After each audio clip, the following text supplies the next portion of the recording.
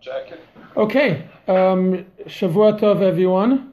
We're looking forward to a smooth class with no technical problems, Be'ezrat Hashem. Just before I forget, for those who are going to be watching this class at a different time and are not watching it live, next week's class will be taking place, but please stay tuned as far as changes. It might be taking place completely online where people could actually join in and not just write comments. Okay, so we have a very, very interesting midrash to look at this week. And I know that kind of sounds like, I kind of say that every week. But last week's I didn't say it was just interesting. Last week I said it was, and I regret the fact that last week we weren't able to converse.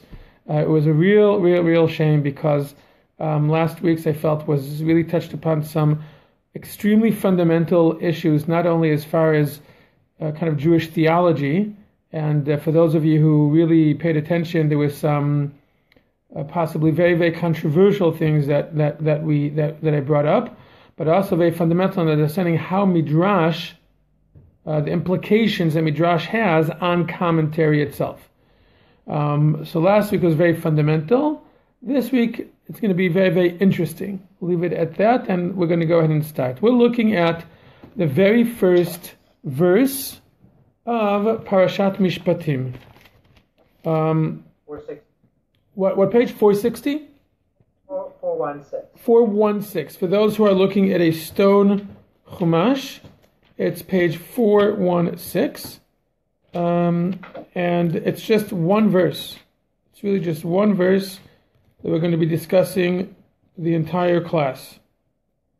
And it says the following, and I'm going to read it because my guess is that your translation will be different, but if so, your translation is wrong.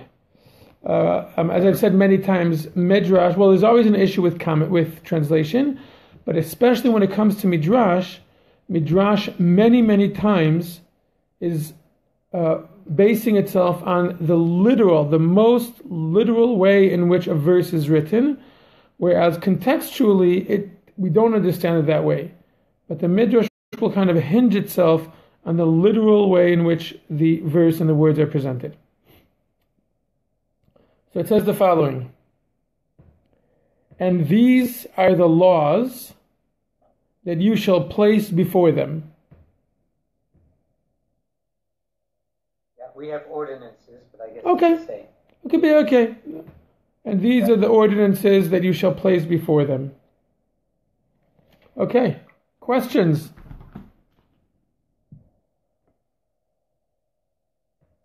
Actually, you know what? We'll continue a little bit. In order to kind of maybe prompt us to ask some questions. That's the verse. Wait. Just 1 second. The verse we're going to be focusing on is that verse. We're going to read a few verses forward, but only to try to prompt us to ask questions about the first verse. And these are the ordinances that you shall place before them. If you buy a Jewish bondsman or servant or slave, he shall work for 6 years, and in the 7th he shall be free for no charge. If he shall arrive by himself, he shall leave by himself.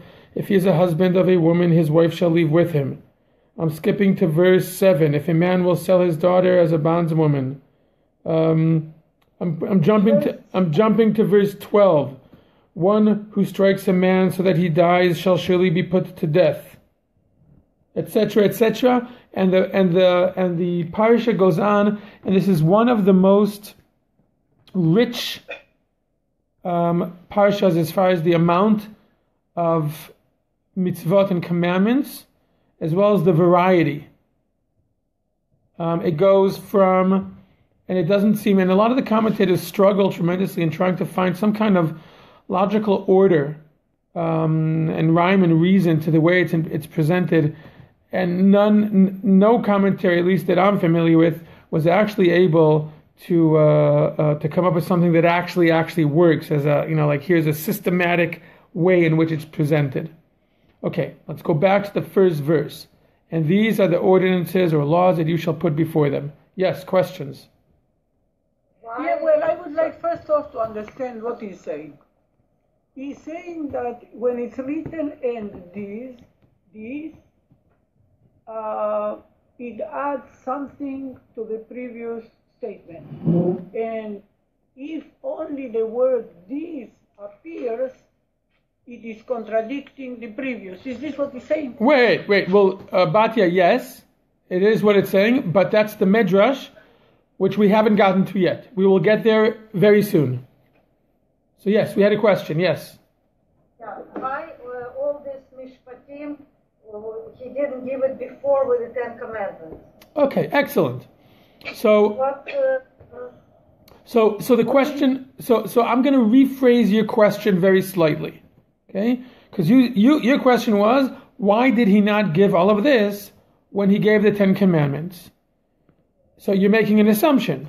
Your assumption is that he didn't give these when he gave the Ten Commandments. So we're going to... What? It's not written in the Torah. What? Because it appears here. It's not written in the Torah that it was given with the Ten Commandments. So you're saying, well, because in the Ten Commandments, what was given was the Ten Commandments, and not all these other commandments. So I'm gonna rephrase your question very slightly, and say, and present it the following way: what is the relationship between all of these laws, and these myriad of laws, and what we just read about God's revelation at Mount Sinai, and when He gave the Ten Commandments? Okay. Because I guess the flip side of that question is, if they were somehow included in the Ten Commandments, why are you just placing these before the people here? What do you mean by here? Let's say the commandment to Moshe, I presume, is that you shall place these laws before the people at this point. And so you're saying, if it wasn't given at the same time the Ten Commandments were given, then why not? And if it was given at the same time as the Ten Commandments, there seems to be a distinction. There seems to be that God said, and over here, it's being told, Moshe, tell them these things. So what is the distinction?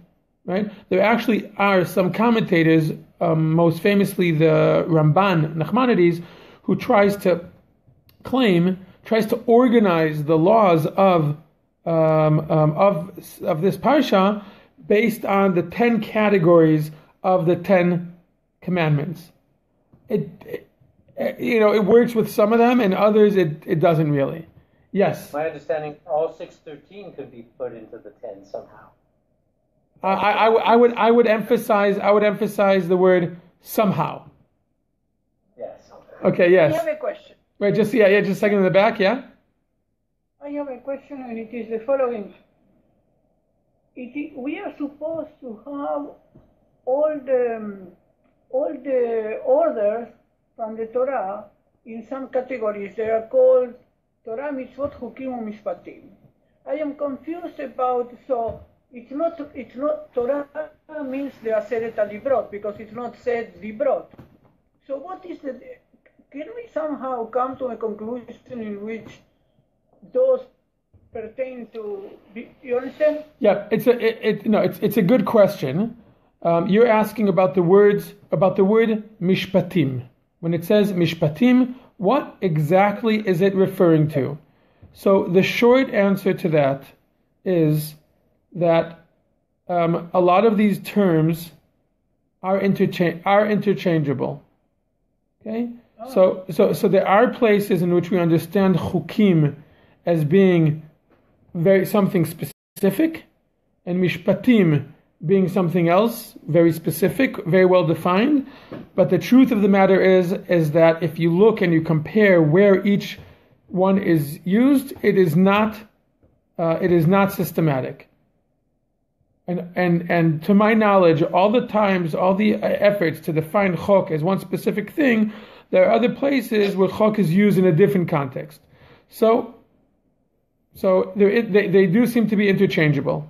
Yes, there were some questions at the back. Somebody was asking a question. Rabbi, can we not look at this also as that this actually was just a continuation of what was brought forth of the Aseret Dibrot? That when we had the 10 utterances that were given to Bnei Israel as klal, and then Moshe looks at a Kodesh Baruch Hu, or Kodesh Baruch Hu looks over to Moshe and says, and these are the laws that I need you to relate over to them. And he gave it over to Moshe specifically to explain it to Bnei Israel to adhere to. It's not that they were given at a different time. It was a continuation, just 10 of them he gave directly to Bnei Israel as a klal, but these ones were given over to Moshe for him to relay. Yes, absolutely. It can be seen that way, and it's a very, very logical way in which to think about it. Absolutely. But we're going to see the midrash say something very, very different. Meaning, now again, I'm not saying what he's saying is wrong. Quite the opposite. I think you're right. I think the simple understanding is the 10 Commandments seem to be kind of these fundamentals that are these general, not only general rules, they are also specific commandments, but they seem to be 10 kind of foundational concepts. And yes, and suddenly there's this explosion of detail in Parshat Mishpatim. So I agree with what you're saying is the way in which I also understand.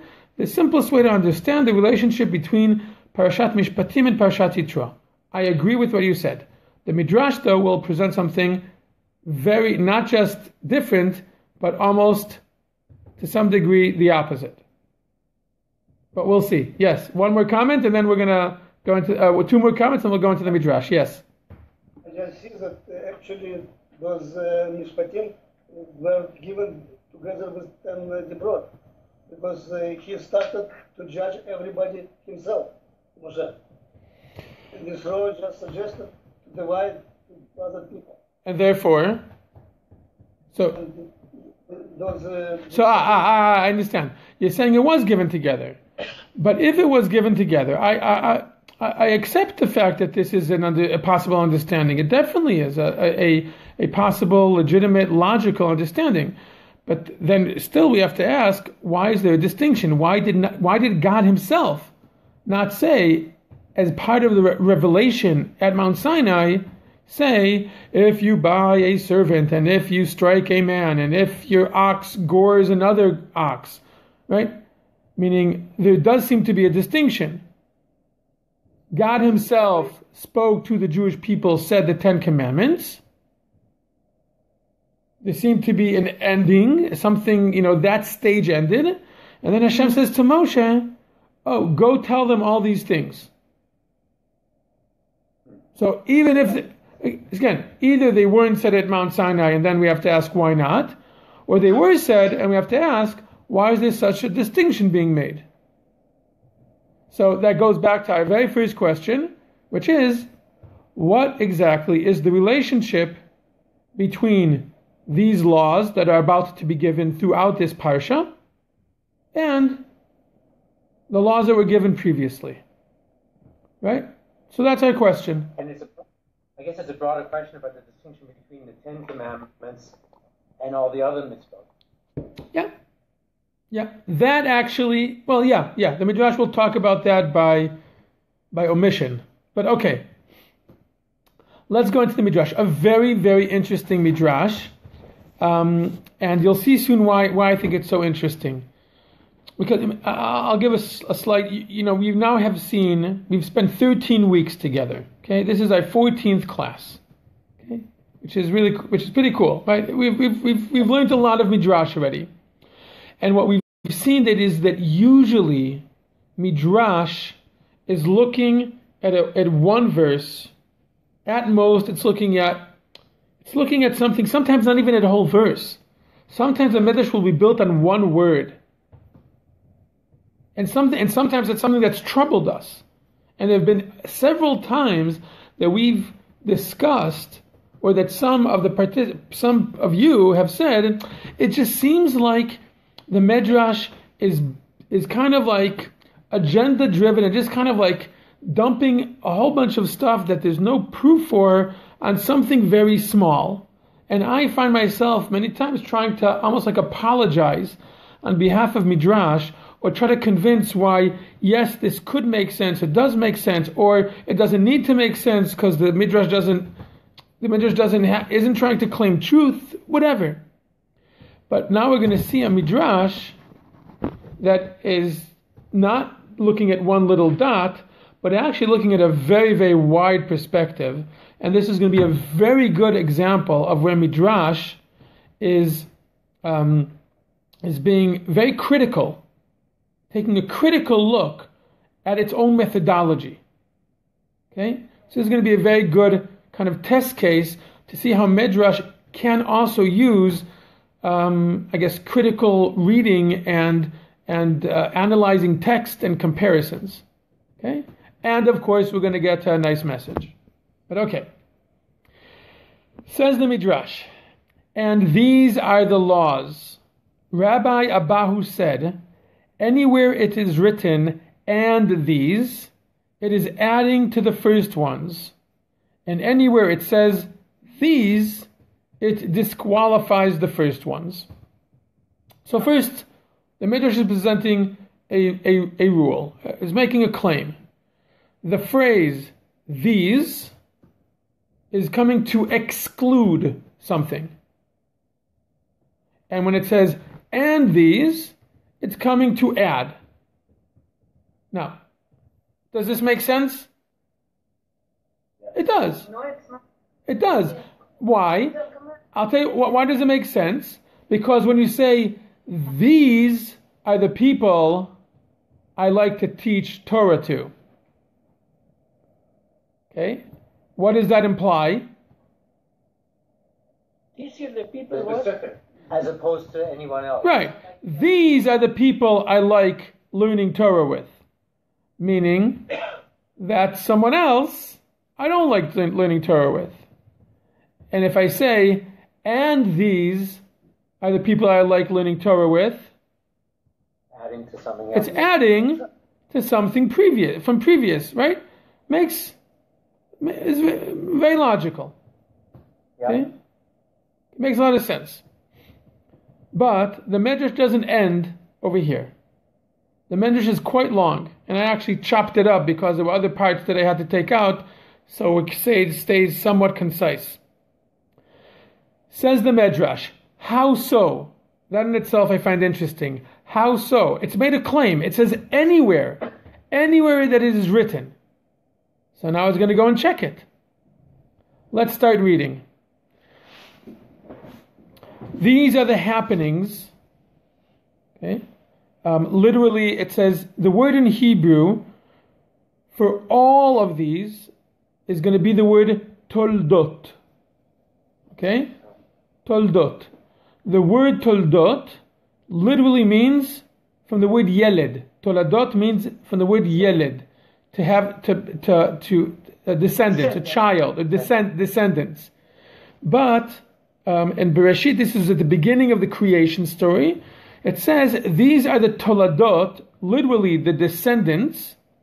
Contextually, it means the events, or the happenings, or the story. But literally, it means these are the descendants of the heaven and the earth when they were created. Continues the midrash. What did he disqualify? Because it says these are the happenings of heaven and the earth, meaning that something else is not, right? So what did he disqualify? Says the midrash that he created heaven and earth and looked at them, and they were not pleasant to him, and he returned them to chaos.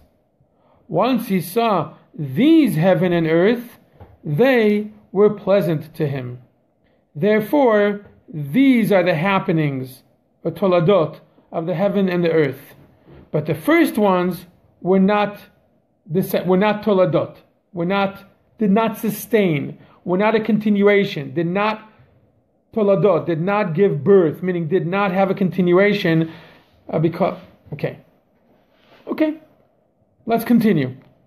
But we don't know what those were that were no longer... No, it just says that it makes it sound, and this is actually other midrashim, this is an idea that appears in midrash and other places as well that before the world as we know it, God created and destroyed worlds previously. Now it's understood why he told that it's good. No. Right, as opposed to not good previously. Right.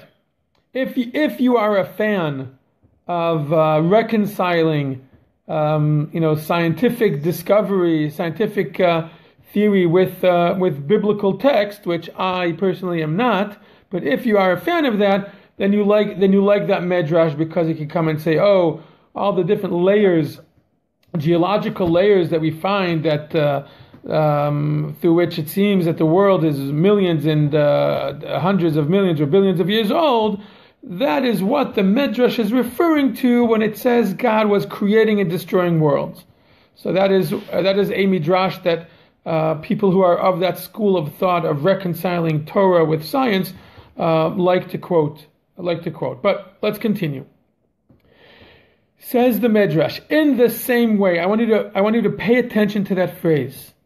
In the same way, in Bereshit chapter 6, these are the descendants of Noah. What was being disqualified? The generation of Enosh and the generation of the flood. Therefore it says later on, in Bereshit chapter 10, the sons of Yefet, Gomer and Magog. Okay? It's trying to prove, how does it prove that it's disqualifying the previous generations? Because later on when it talks about Noah's descendants, it doesn't talk, meaning Noah becomes, it doesn't say whose Noah father was. It just says, these are the descendants of Noah, his children, and then his children's children, but it doesn't trace them back. So it's saying, look, it started from Noah, and we're discounting everyone from beforehand. So it's, these are the descendants of Noah. Okay? Let's continue. In the same way, because it just now gave two examples of these, right, of disqualifying something previous. In the same way, in Bereshit 25, and these are the descendants of Ishmael, son of Abraham, adding on the previous. Now, if you want, you can go ahead and open up the verses themselves if you want to see it in the inside. And who were they? Like who is it adding to? What I said previously in Bereshit 25:2. You see, the verse of and these are the descendants of Ishmael was in Bereshit chapter 25 verse 12. And in Bereshit chapter 25 verse 2. And it says about Ishmael's wife, and she gave birth to Zimran and Yokshan. And here too, and these are the descendants of Ishmael. Son of Avram, the firstborn of Ishmael was Nevayot. Okay? So when it says in verse 12, and these are the descendants of Ishmael, it's adding on to the descendants, his other descendants, that it just told us about. Because it's two different lists of his descendants. Okay, everyone with me? Okay, again, this midrash, at least at this point, seems just very technical. It's looking at verses, it's seeing if, when it says these or and these, is it adding on or is it starting something new and there's no trace of what was mentioned beforehand? And the midrash finishes, they were wicked as they were wicked as they were. Meaning it's adding on, just like his new descendants were wicked, it's adding on to his previous descendants that were wicked. Okay? They're all part of the same wickedness. Yes, comment, yes. I have a question. You're talking Ishmael, but here it's written about Keturah, that she bore him, not Ishmael. The next one is Ishmael in 25:12. Let's look. Let's make sure that we're saying things that are correct. Meaning, let me make sure that the way I wrote this and the quotes I brought are correct and are referenced correctly. Let's see, 25:2.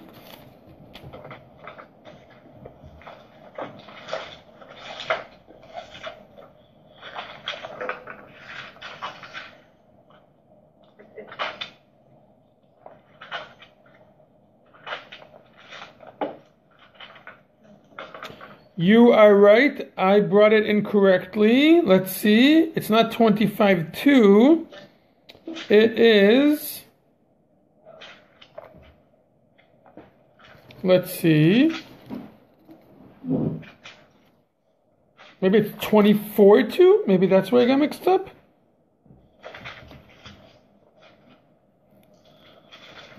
Good catch.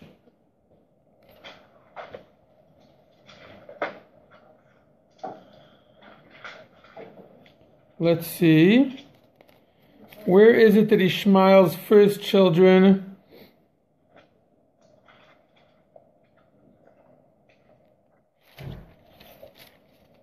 Just a second.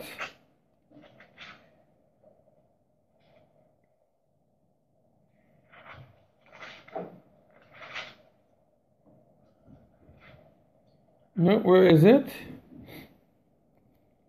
Oh, I know where it is. Wait.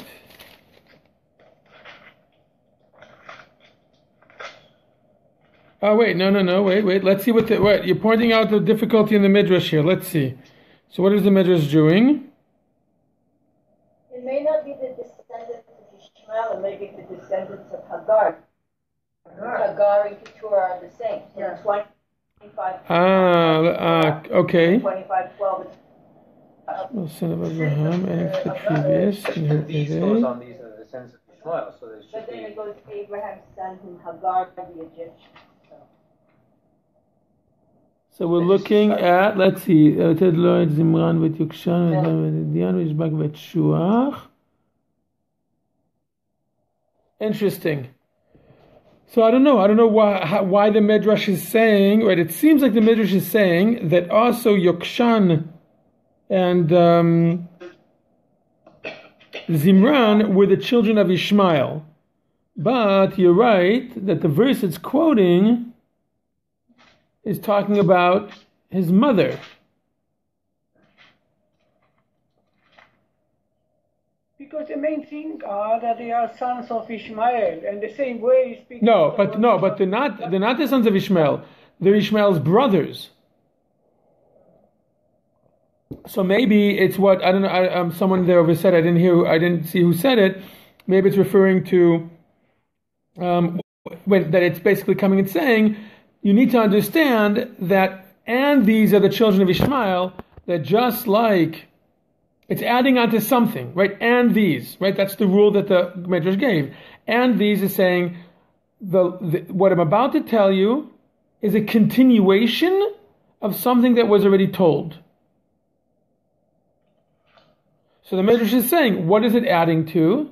It's adding his descendants are a continuation of the previous list. Other people who were born. And who is that? They're a direct continuation of Zimran and Yokshan. And says the midrash, and in what way are they a continuation? That they were just as wicked. That's what the midrash. That's what the midrash is doing. Maybe this is an art scroll translation issue, and it would be very important here. But 12 in English reads, these are the descendants of Ishmael, not and these. Well, that's a mistake. Right.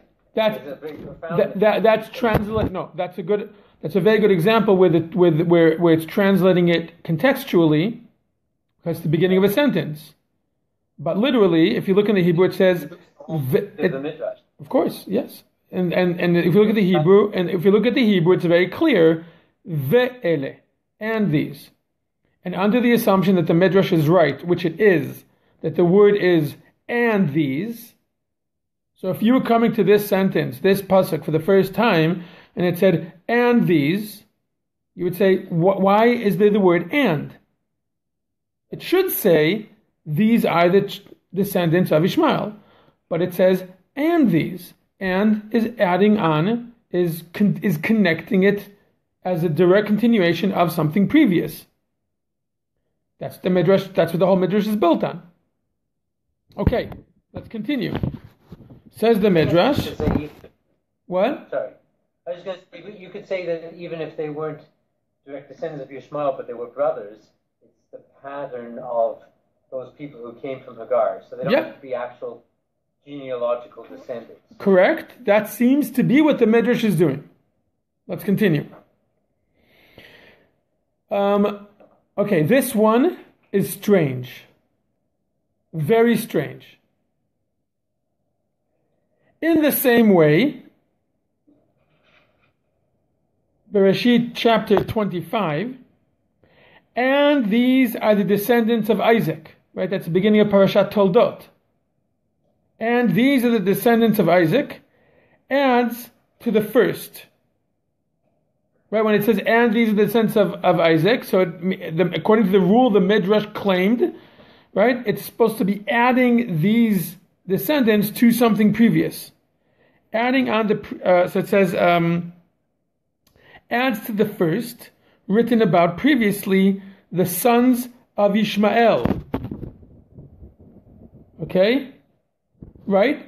Because if you look in the verses, it says these are the children of descendants of Isaac. It says and these. But what was just recounted at the end of the previous parsha? The descendants of who? Of Ishmael. So it says about Isaac, and these are Isaac's descendants, connecting it to who? To the descendants of Ishmael, who we just said were what? Were wicked. Okay? So the midrash is going to have a problem. Right? You understand? Yeah. If we look at this as the continuation of it, where it says, Ve'elu todot Yitzchak ben Abraham. Maybe we cannot just take out Yitzchak out of that, because we have to actually put it as, just as Ishmael was a descendant of Abraham, so too Yitzchak. But contrary, Yitzchak was Tzad HaTov, right. Ishmael was Tzad HaRa. So that, you know what? I don't know why the midrash didn't do that. Because what you're saying would be a very easy way out for the midrash. Because it makes a lot of sense. But the midrash doesn't choose what I agree would make a lot of sense and would be the easy way out. Look what the midrash is going to do. It's actually unbelievable. Okay? Let's see what the midrash does. The midrash here has a problem. Let's see how it solves it. It's amazing. Let's read it again from the beginning of this section. Can you guys see me? You seem frozen. Yeah, we're good. Okay, good. You can hear me. Okay. Says the following. Oh. You can hear me, right? Yes. Okay.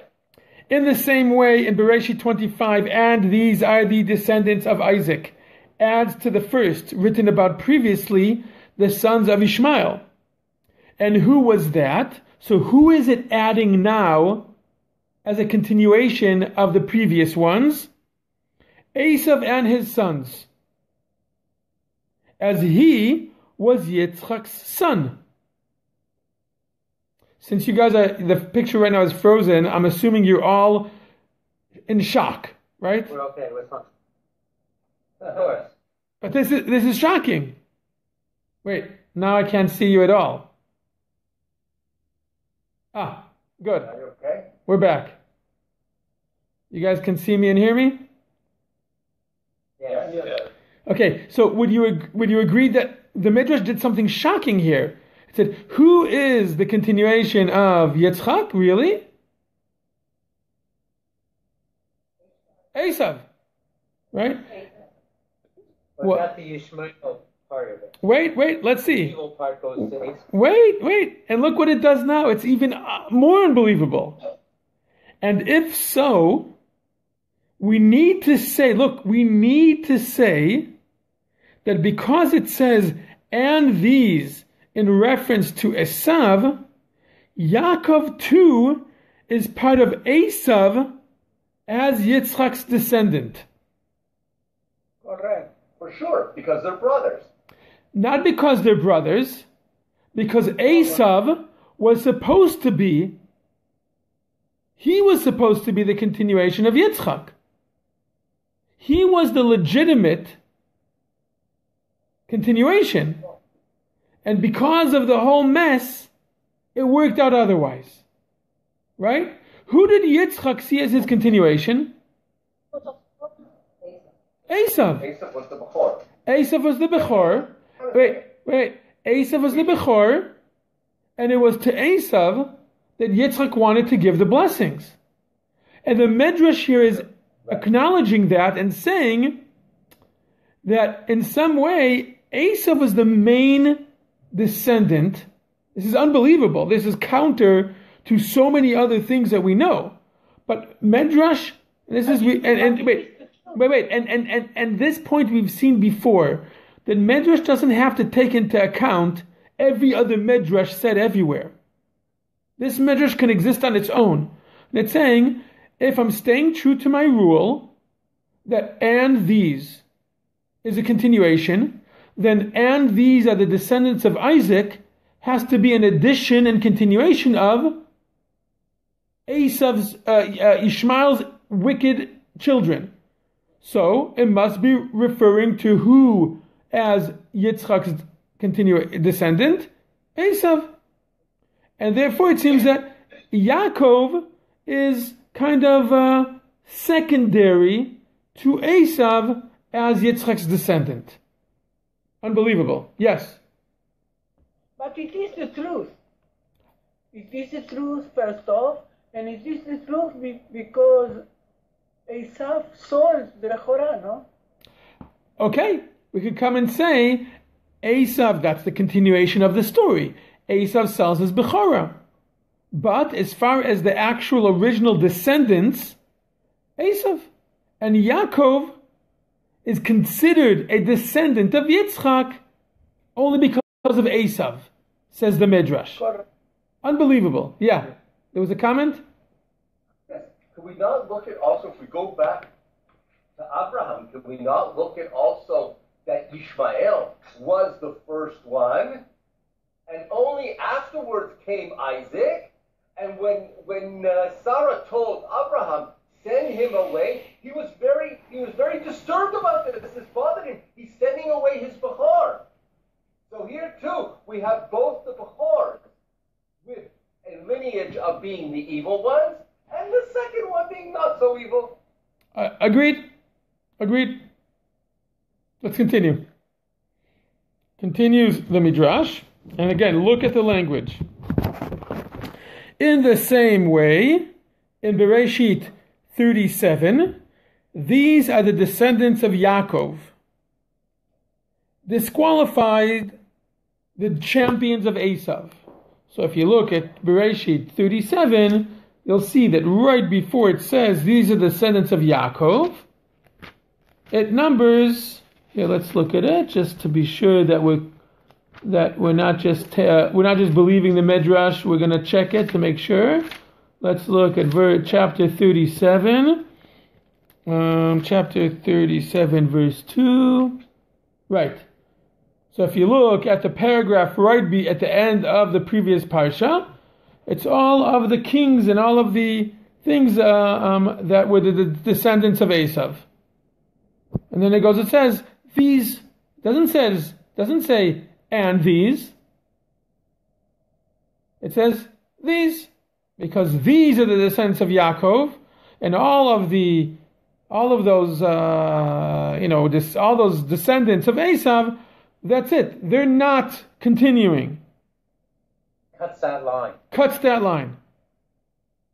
By the way, so you can send a letter of complaint based on, I think it's very clear, it's very easy, based on this, to send a letter of complaint to the Art Scroll translating section, that the fact that in certain places the same phrase of descendants, appears sometimes with a vav and sometimes without a vav, is very obvious. Sometimes it's with and sometimes it's without. But in Art Scroll you won't see that. It will just be, all of them will just be these. Okay, fine. Let's continue. In the same way, in Shmot, this is interesting by the way, this is the first, up to here, we've just been in Sefer Bereshit, which we'll touch upon when we get to the deeper thing that's going on here. Now it gets to the beginning of Shmot, the very first sentence in Sefer Shmot. And these, right? The book of Shmot opens with the word and. Right? Isn't it like a rule? You're not supposed to start a sentence with and if and I don't know what. Because. Right. And these. In the same way, and these are the names of the children of Israel, adding to the first ones. And who were they? Those that were written previously at the very end of the book of Bereshit, in chapter 46, the sons of Reuven and the sons of Shimon. It goes and it recounts the entire, all the children who came down to Israel. So it says here, and these are the names of the children of Israel, adding on to the children of the tribes in the end of the book of Genesis. Okay? So isn't it just repeating them here, though? I'm not sure how it's like. Well, in the beginning of Shmos, it's just saying these names, which we are saying just were said previously in the previous book. Excellent question. So first of all, you could, if you wanted to, we could. There are some who are, let's say, the children of Yosef, and there are a few. I don't remember. I'm pretty sure. Okay, I'm pretty sure that there are some added. I think so. I think the difference is, as far as who's counted and who isn't, is the children of Yosef. Okay, let me just check, because they were already in Egypt. Yosef and right, whereas that list 46:8. Let's see. Yeah, because if you look over there, it says the following. These are the names of the children of Israel who were coming to Egypt. So not everyone was counted in that count. Yosef wasn't, and Yosef's children weren't. Okay. Now we come to the closing of the midrash, and we're getting a little bit, and we're going to get closer to what's actually happening here.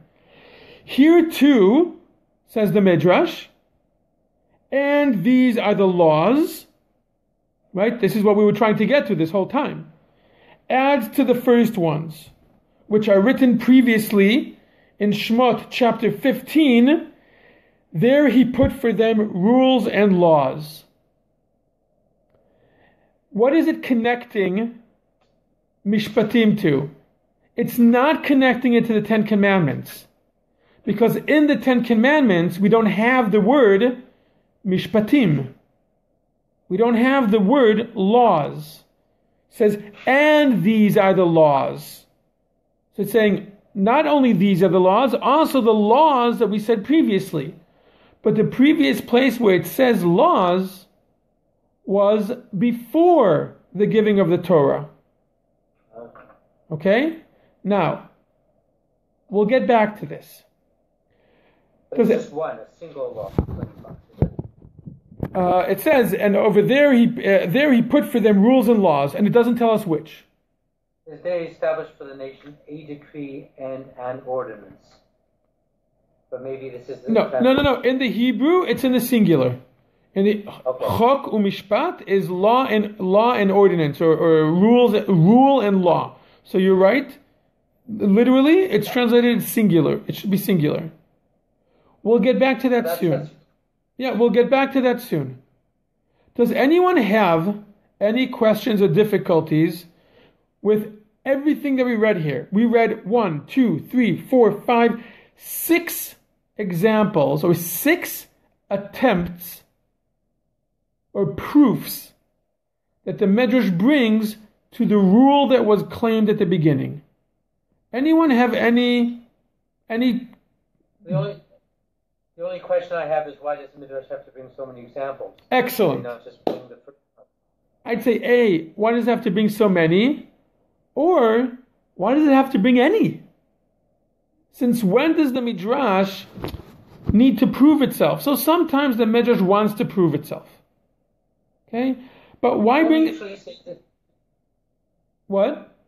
Do we usually say that the first time... Do we normally say the first time is mentioned in the Torah, the concept of word is what establishes its meaning? So I can appreciate they're going back to the first time. to prove what they want to say, but it still doesn't explain why subsequent. So I agree. Why does it need so many? So obviously, it makes sense to say that these examples are not, meaning you read the midrash and it seems like a very, very technical midrash. A very boring, pretty dry midrash, and we did a very good job at it because you guys you actually noticed there's a difficulty here. We opened up, we looked. This is like an academic style. Okay, again, this is written 1,700 years ago. Someone sat down with the Chumash and looked for everywhere it says these and these. Okay? They didn't go and search online. They opened up a Chumash and they read through it. Or they knew it so well, they knew to say, there's one here, there's one there, there's one here. Now let me ask you a question. Do you think that these are the only places in the entire Torah where either the word these or and these are said? Take a guess. No. Of course not. So, in addition to Paul's question, why bring so many? I'd say, why bring davka these? What's so special about these? I'm telling you for a fact, there's many places in the Torah that this rule of these and these doesn't work. Is there anything common to all these examples? Well, these are genealogical. It's the pattern of Excellent. Jewish people, and who are in the Jewish people or not in the Jewish people. Excellent. They all have to do with, I wouldn't say they all have to do with genealogy, because the very first one is not about genetics, right? But the word that is used is toladot, which has to do with giving birth. Okay? A continuation of, what's the word I'm looking for? Creating a continuation. No? It's escaping me. Descendants or perpetuation. Okay? Causing, okay? Causing a continuation.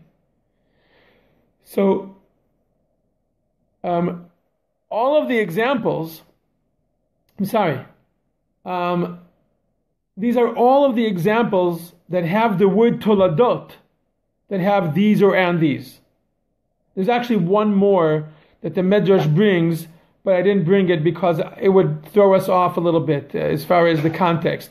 It also says about Aharon, and these are the descendants of Aharon. Okay? But the midrash brings every single place where there's the word these or and these in relation to descendants. And over there, the midrash does use it to prove its point. And the question is, and by the way, did you notice, I kept on saying, notice the phrase in the same way. Every single paragraph started in the same way, except the last one. It says, here too. It's not in the same because it's not exactly the same. It's trying to make it into the same. It's not descendants. Yes. Well, I think at the end the midrash almost a little bit contradicts itself, because in all the previous examples of and these, they're like one right after the other. The last and these, where it's tying it to the chok, it skips the whole Aseret Divrot. Shouldn't and these tie to the Aseret Divrot, not to this chok, but to the few chapters before that? Well, you would think so, but what I'm saying here is that the midrash, if it was just about the rule and the idea of the rule, you wouldn't need any of the examples. Remember when we read the first paragraph and I asked, does the rule make sense? And you guys largely agreed, because when it says these are the people that I like, who are the people you don't like? Versus when I say, and these are the people I like, who are the other people that you liked before you came to us? Okay? So the logic of Rabbi Abahu, it was logical even without examples. So why bring all these examples? Because, okay, this is geared at both Ironis, because you were both saying basically the same thing. It doesn't want to what? I said it's almost ironic. It doesn't want to connect it to the Ten Commandments. It's saying it's about what? Because it's hinging it on the word. These are the laws, or mishpatim. Okay, so it's adding to previous mishpatim. Where does it say mishpatim? It says mishpatim. It says mishpatim before the giving of the Torah. And this is the question I think it's presenting.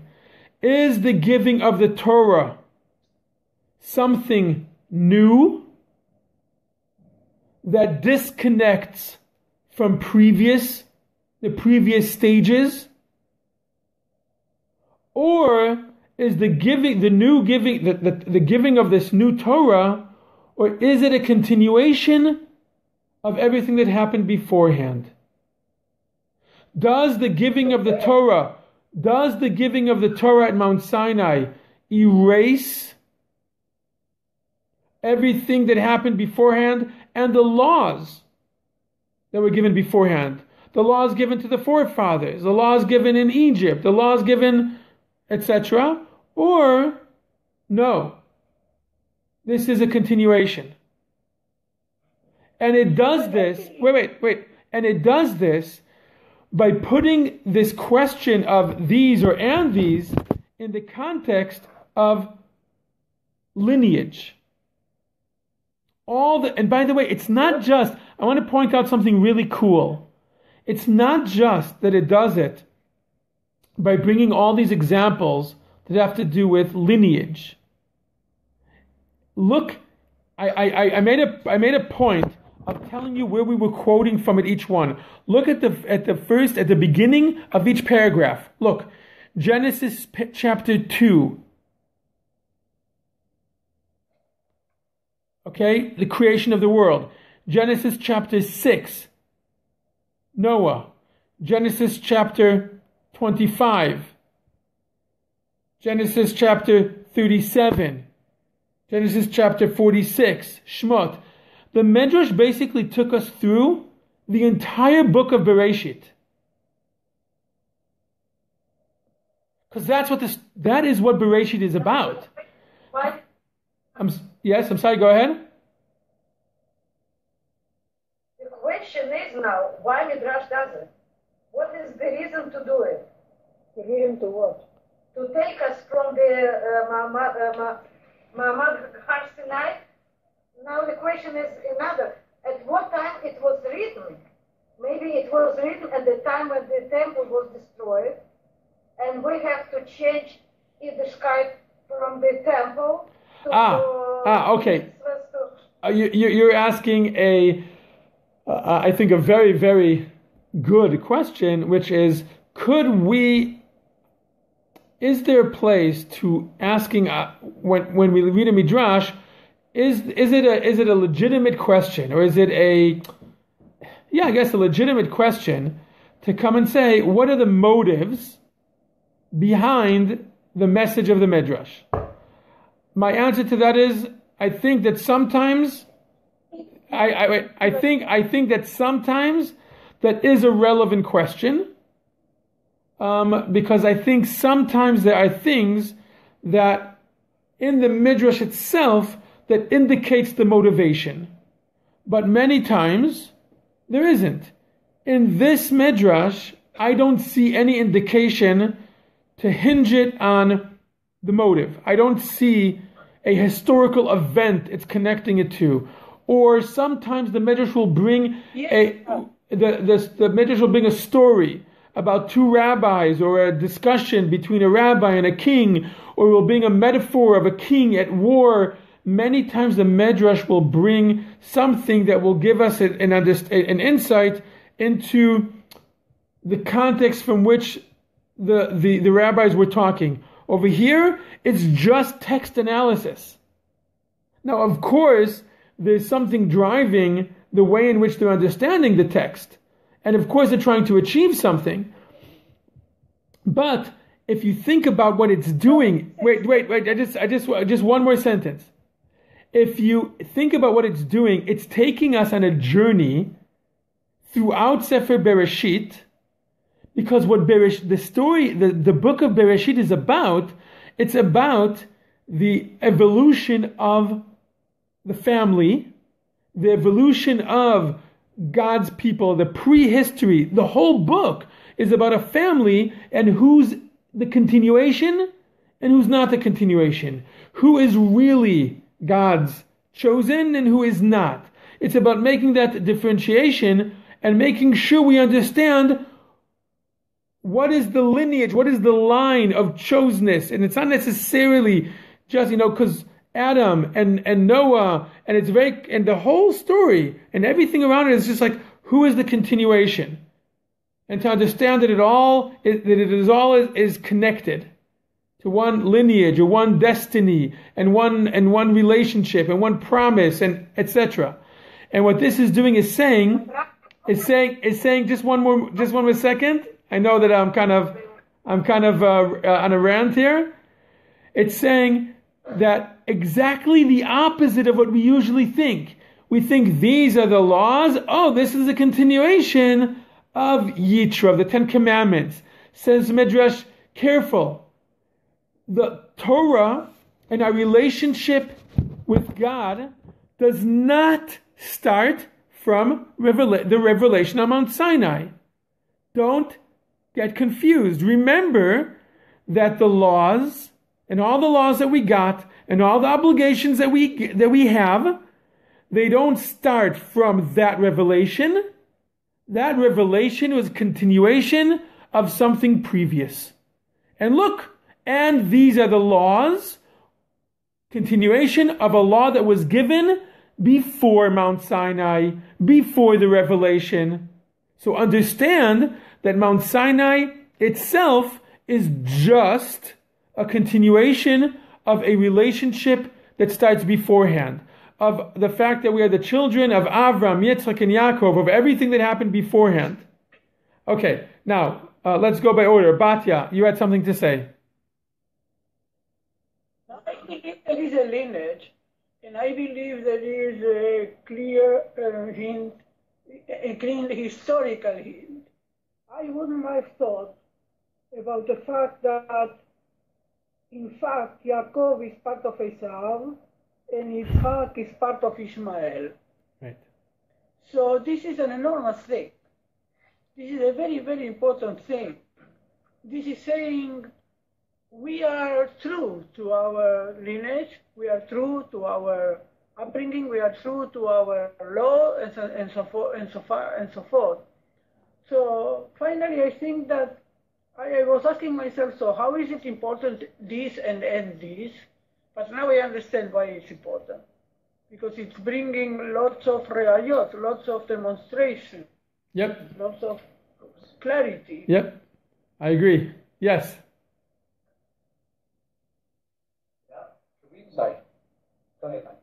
We look at this that maybe this now brings even more into question the chronological layout of the Torah, is if they are following exactly the way it happened, or were things put in because it was necessary at this point in time, and now we're going to continue on where we left off before. I'm not sure I understand. Why does this? Why does this bring that up?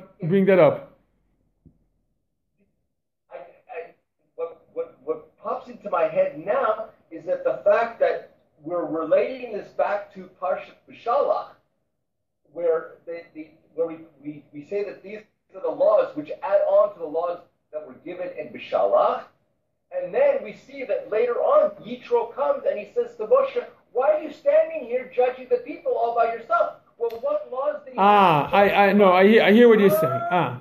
I hear what you're saying. I don't think it's trying to say. I don't think the midrash is trying to say that these laws were given back then.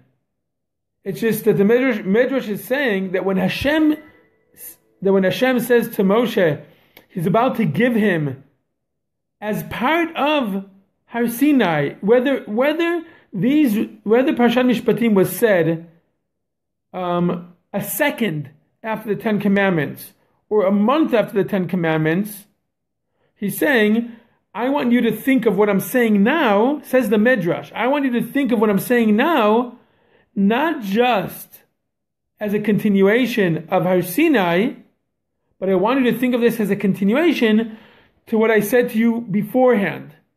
Don't think that all of the obligations just stem from that revelation, and as if that is where it all starts. It does not all just start from the Mount Har Sinai did not come, and it does not start from there. That itself is a continuation. It's not saying that this is when it was given. Of course, the Midrash understands that the revelation at Har Sinai happened in between the two. But it's saying, but the laws I'm going to giving you now, think of them as a continuation of what happened before Har Sinai, just as much as a continuation of what happened at Har Sinai. In order for you to understand it as a one long continuum, it's a continuation not only of the revelation at Har Sinai, it's a continuation of the Exodus from Egypt, and it's a continuation of Avram, Yitzchak, and Yaakov, and it's a continuation of the creation of heaven and earth. That's what the Midrash does. The Midrash is connecting it all the way back by stringing it together to the creation of heaven and earth. It's beautiful what it does, but it also, I think, has an important idea of saying that the revelation at Har Sinai, that's not where it begins. That's a continuation of something previous. Even the relationship that involves fulfilling God's will does not just start at the revelation at Har Sinai, which is what most people tend to think, that the obligation stems from the revelation at Har Sinai. Says this Midrash, not only. It stems from the relationship that began beforehand. Yes? But don't we say that all the patriarchs, Yaakov and all his children, sort of kind of intuited all the laws, but they weren't bound by them by covenant, and that's what Sinai does.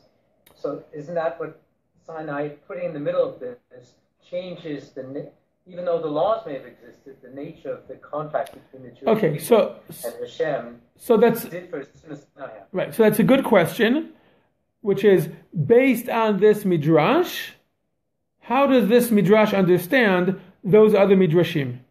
But it's an important rule in the world of midrash, that the midrashim are not obligated towards each other.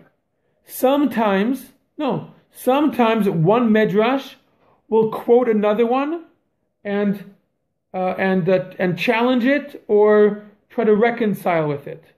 Other times they don't have to agree with each other. They could. It's possible that they could. What you said now could be a way to reconcile the two, or to come and say, well, there's two aspects. There's obligation that comes from a place of an equal relationship, and there's obligation that comes from a hierarchy. So maybe that's a way. Maybe that's a way to reconcile the two, but I don't think it's necessary to even do that. This midrash could be seen completely on its own, and it could disagree with that.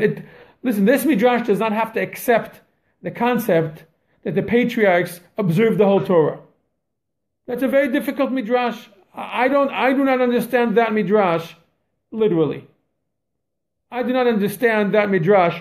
I think it's very difficult to accept that midrash as in its simple form. That they observed mitzvot. For instance, there's a mitzvah to build the temple. How exactly did Avram, Yitzchak, and Yaakov observe the mitzvah of building the temple, or about 200 other mitzvot, that it's not possible. How did they observe Shemitah or Yovel? How did they do the mitzvah of Bikurim? How did they do the Torah obligation of going 3 times a year to the temple? Like, whatever. I can go on and on. I can bring from other types. How did they observe mezuzah, the mitzvah of mezuzah, or tefillin, when those parshat weren't even written yet? So now, a different time, we might deal with that midrash. So if what I'm saying is true, what does that midrash mean? But I'm saying this midrash doesn't need to accept that midrash. But even greater than that, even the mitzvahs that came to them, we often excuse and say, well, that was before Sinai. How could Yaakov marry 2 sisters? Well, that was before Sinai. Now if we say that... By the way, wait, Paul, now you're quoting a midrash that contradicts the midrash you brought before. Absolutely. Right? And I rely on the rabbis saying that they don't have to necessarily coexist. Exactly. In order to be able to do that. I would say that Abraham, Yitzchak, and Yaakov and Noah, they observed many of the mitzvot you just described by the way of stating that they were necessary. In other words, they had habits maybe that made them understand that the earth should rest every 7 years on that, or that we need a reminder. It's possible, but it's conjecture. We don't see anywhere in the Torah anything of to lead us to believe that is true. So I understand. Maybe they did. Maybe they did. But okay, listen. Maybe I will find an opportunity in a different time to deal with that midrash, because although I just knocked it down, I do believe that midrash has truth to it. But when we hopefully get to discuss it, we'll see what type of truth is it trying to convey by saying that the forefathers or our ancestors or the patriarchs and matriarchs, that they observe the Torah. I'll bli neder. I'll find the opportunity for us to discuss that midrash. But like everything, we need to look in the midrash itself and see exactly what it says, and what verses is it discussing, and what questions is it trying to answer, and what questions are left open after we see the answer, and that will lead us to understand what is that midrash actually trying to say. Can you please remind us what Mishpatim is? Are Mishpatim like laws that don't have any logic, or I don't remember. What is So usually we like to explain that Mishpatim are laws that it is possible to understand with it is the simplest way that our normal human brain can understand their logic. But if you look in this week's Parsha, in Mishpatim, you will see that there are several laws in there that are not. That are chukim. So Mishpatim is also used many times as a general term for laws. Because, by the way, what does mishpat mean? What does mishpat mean? The word shofet. Shofet is a judge. Mishpat is judgment, judges, or laws. Correct. Okay. So, I feel guilty by some of the questions I asked, because we may have taken it away from what we're supposed to take away from this. I just want to clarify in my own mind, what is the suggestion that the rabbi is coming up with respect to how we should understand this midrash about linking it back? Okay, so I'll just summarize what we saw, right? I'll summarize what we saw from the perspective of the methodology of the midrash, okay? Because we're studying midrash. We're trying to understand how midrash works. So this is, I find, to be a very, very interesting midrash in its methodology, that it doesn't just say a statement, but it feels a need to prove it. And that is what is strange about this midrash. And that leads us to understand that these proofs are not there just to prove the theory, It's there to give an explanation, to explain what, to explain the essence or the what's hiding beneath the theory. Okay. Reinforce. Yes, not just to reinforce, it's to create content to the claim. The claim is these and these, continuation versus disqualified. Okay. And then it comes and says, let me explain to you what type of addition or disqualification I am referring to, says the midrash. I'm referring to a continuation which is like lineage, like a descendant. Something that is a natural continuation versus something that is being separated and excluded from the story, from the lineage, from the continuation. And it says, look, just like we see the point that was made in the Torah to show that Noah was not a continuation of the generation before him. Well, biologically he was, but Torah says no. Noah is something new. Noah is something new, and Yaakov